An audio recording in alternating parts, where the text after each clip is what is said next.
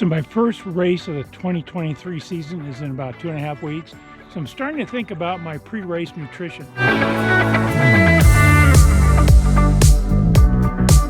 Welcome to the Ageless Runner. I'm Ralph. Even though in this video I'll be talking about race nutrition, you also want to do these things for your long run. There's no difference.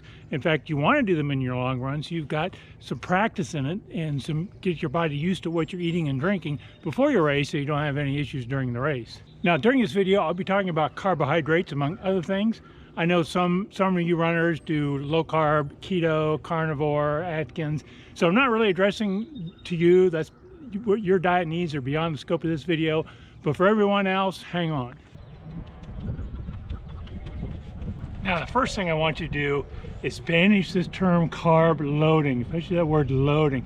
Do not ever load up on carbs. I do want you to think about carb emphasis, emphasizing carbs, and that's different than loading. So the point in time to start emphasizing carbs before your race or your long run really depends on how long you're going to be running. So if you're going to run less than, say, 90 minutes, you don't really need to emphasize carbs. Eat like you always do. You will want to take some carbs in maybe midway through your race, otherwise you'll run out of glycogen and just crash and burn. But before the race, you don't really need to do anything. Now, if you're doing a half marathon or a marathon, that's a little different. If you're doing a marathon, you want to start emphasizing carbohydrates maybe 5 to 7 days before your race. For a half marathon, 2 to 3 days is more than adequate. And when we talk about emphasizing carbs, I'm talking about low glycemic index carbs like whole grains, oatmeal, pasta, vegetables. There's all kinds of lists out there. You can just do an internet search and get a nice list of low glycemic index carbohydrates. Avoid the highly refined like sugar, white breads, and things like that. Now, when I say emphasize, I'm talking about just adding more to your daily diet, getting a few more vegetables, a few more whole grains every day, that 2 to 7 days ahead, depending on the length of your race, the length of your run. And of course, during this time, make sure you're drinking plenty of water. It'll help process the digestion of those carbohydrates, help all those biochemical processes in your body, and get your body well hydrated. Hey, if you're enjoying this video, please scroll down and hit that like icon. That really means a lot to me. So on the day after Thanksgiving, do you ever feel like going out and doing a run, a long run? No, not at all.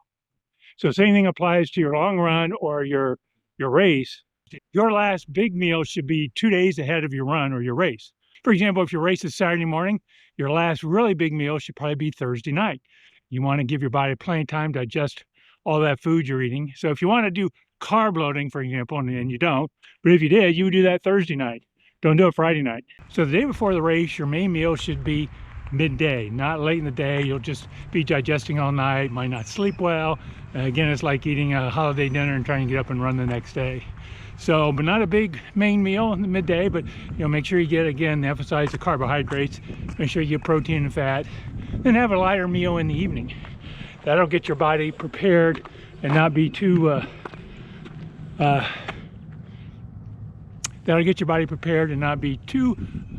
tired from digesting all night. Now, you will notice if you're emphasizing carbs the days or before the race, your run, you may start to notice a little stiffness. Part of that's water retention. Those carbohydrates help you retain water. But also your muscles are filling up with glycogen, and that's just going to make you feel a little stiffer. That's normal. But you got all that great glycogen in there to help power you through that long run. Last fall, I did a destination race in Louisville, Kentucky. And my daughter and son-in-law and some of their friends, and of course they all wanted to go out the night before. I think it was called the Spaghetti Factory, again a pasta meal. So I went, but I did not eat a bunch of pasta. I had a meal with some chicken and a little bit of pasta, but I didn't overeat because I knew it would just weigh on my stomach. I wouldn't sleep well, and I'd get up in the morning not feeling good. So be careful not to eat a big meal the night before a race or a long run. So the morning of the race, obviously you do want plenty of water, 12 to 18 ounces of water, and you want carbohydrates. I usually shoot for about 50 grams of carbs. However, you also want to get some fat and protein. You don't want to have a sugar spike where your sugar goes way up and then plummets way down. You feel tired and maybe feel real hungry, and then that's just a problem. So my go-to is a bagel with peanut butter. Peanut butter adds the fat and the protein to help, minimize those sugar spikes and drops. Now, it's best to try and eat 2 to 3 hours before the race. Sometimes that can be hard. You got a 7 a.m. start, that's pretty early. But the sooner you can start, the sooner you get those digestive processes starting. You don't want to have any gastrointestinal issues when you start your race. So the sooner you can eat before you run your race, the better. Now, you also need to give some thought to what are you going to bring with you during the race? How are you going to fuel about the race? Now, your glycogen stores that you've developed over the week or days ahead of the race will last about 75 minutes. So probably around the 45-minute mark is when I start refueling, and I use gels. You have lots of choices. Gels. Now, if you use those hypertonic gels, the ones that are thick like paste, like goo gels, make sure you drink plenty of water with them. Otherwise, they'll sit in your stomach and won't do you any good, and most likely upset your stomach. So you can do gels. Some people bring sandwiches. My daughter's gluten intolerant. She'll make gluten-free bread with some peanut butter and jelly sandwiches she'll bring. There's lots of foods out there, but make sure you use them during your long runs. Don't wait until the race. Now, you can check and see what the race offers. Sometimes they'll have food at various stations. Could be gels, could be regular food. Make sure it's something you can eat. Otherwise, make sure you bring enough energy with you to refuel about every 20 to 30 minutes. Again, shooting for that 50 to 60 grams of carbohydrates per hour. The one thing I also do, I carry in my water pack, my water bladder, a carbohydrate powder. I use Tailwind. I've also used Heed. Those have carbohydrates. They also have some electrolytes, which is another thing you need to make sure you bring with you in your race. How are you going to replace your electrolytes, especially if it's in the summertime when you're sweating and you're losing all that sodium? You need some electrolytes, either in your water or your gels or your food. Make sure you're getting that sodium. So try to refuel about every 20 to 30 minutes. I usually try to drink water every 15 to 20.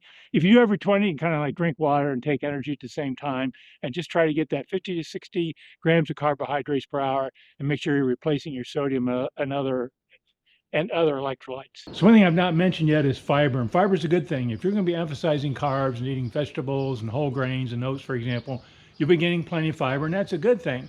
However, the morning of your race, the morning of your long run, you want to de-emphasize fiber, if not avoid it. There's nothing worse than being out in the middle of your race or a long run and all of a sudden you got to go and there's no place to go. So I avoid high fiber foods. I would not, for example, have a bowl of oatmeal in the morning. I would stick to like a bagel that's low fiber. So you know your body better than I do, but do give fiber consideration and maybe minimize that the morning of your race. So again, emphasize carbohydrates, do not load on carbohydrates. Get hydration, replace that sodium when you're running. You don't want your body to give out on you because you deplete all your glycogen stores or you get dehydrated. Do those things and you'll be very successful in completing your run and your race. Thanks so much for watching. I really appreciate it. If you like this video, please scroll down, hit that like icon. Those likes really help my channel. And if you're new here, please hit the subscribe button also. Thanks again and happy running.